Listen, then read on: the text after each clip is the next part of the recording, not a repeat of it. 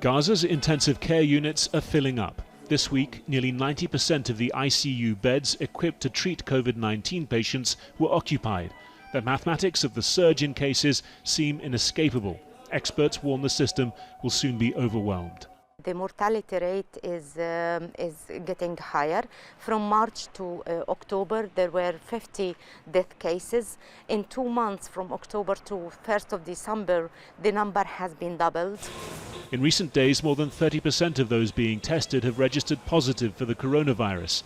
With 2,000 to 3,000 tests carried out a day in a population of 2 million, it's thought only a fraction of cases are being detected.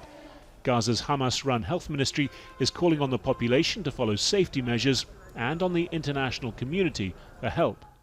Otherwise, a dangerous scenario is waiting for us, and we might find ourselves forced to take harder, preventative measures in the coming days, including a general lockdown. For much of this year, Gaza's besieged, blockaded status had helped keep it almost entirely insulated from the pandemic. But since the detection of community transmission in August, the other realities of that 13-year isolation, enforced by Israel and Egypt, the ravaged economy, the teetering health system, are worsening the crisis. Health officials also blame a lack of public compliance on masks, gatherings and social distancing. A lockdown in late August hurt an economy where already 65% of young people are unemployed. Those who've clung on to their jobs worry about what a second lockdown might mean. We already get half salary because of the bad economic situation, and there is fear that the owner of the business could reduce the working days and pay us even less as the new COVID-19 measures destroy the business.